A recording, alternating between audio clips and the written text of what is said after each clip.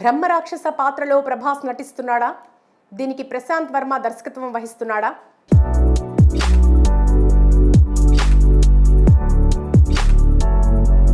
ఈ వార్త గత కొన్ని నెలలుగా సోషల్ మీడియాలో చక్కర్లు కొడుతుంది.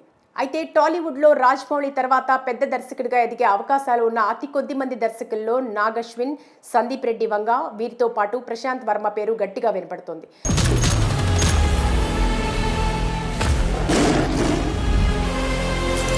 ఎందుకంటే ప్రశాంత్ వర్మ తీసింది అతి తక్కువ సినిమాలే అయినా అతని creativity, mind, movie direction next లెవెల్లో ఉంటాయి. కొన్నిసార్లు రాజమౌళి కూడా ఈ విధంగా ఆలోచించలేడేమో, తన సినిమాలను ప్రశాంత్ వర్మలా తెరకెక్కించలేడేమో అనిపిస్తుంది. అంతటి అద్భుతమైన విజువల్ గ్రాండియర్ ప్రశాంత్ వర్మ సినిమాల్లో చూడొచ్చు. దానికి ఉదాహరణే 2024వ సంవత్సరంలో వచ్చిన హనుమాన్ చిత్రం.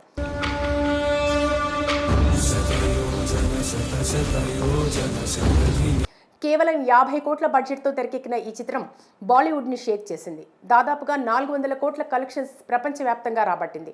ప్రశాంత్ వర్మ టేకింగ్ ఎంత బలంగా ఉంటుందో హనుమాన్ చిత్రం నిరూపించింది. దీనికి సీక్వెల్గా ఇప్పుడు జై హనుమాన్ తెరకెక్కుతుంది. హనుమాన్ చిత్రం హిట్ అవ్వడంతో ఈసారి బడ్జెట్కు భయపడకుండా గ్రాండ్ స్కేల్పై ఈ సినిమాను రూపుదిద్దుతున్నాడు.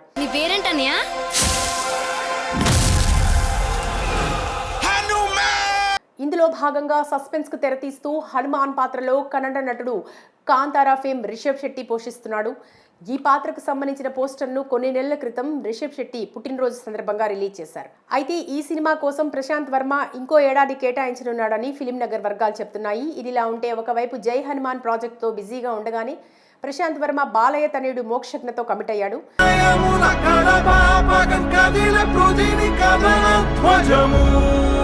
మోక్షజ్ఞ టాలీవుడ్కి పరిచయం చేసే బాధ్యతను భుజాన వేసుకున్నాడు. ఇందుకు సంబంధించి ఈ ప్రాజెక్ట్ పూజా కార్యక్రమాలు జరుపుకుంది.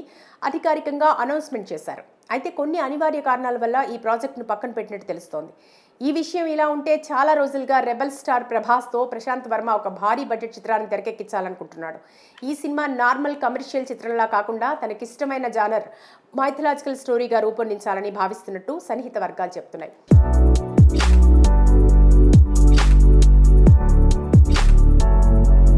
అయితే ఈ ప్రాజెక్ట్ కోసం ఇప్పటికే కథను సిద్ధం చేసే పనిలో ఉన్నాడట ప్రశాంత్ వర్మ.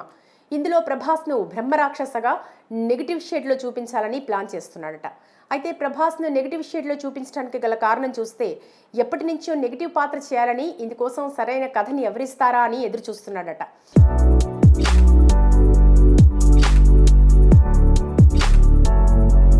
కరెక్ట్ సమయంలో ప్రశాంత్ వర్మ ముందుకు రావడం, ఈ ప్రాజెక్ట్ కూడా ఓకే అయిపోయిందని అంటున్నారు. అయితే ఇప్పటి వరకు ఈ ప్రాజెక్టుకు సంబంధించి ఎలాంటి అధికారిక ప్రకటన రాలేదు.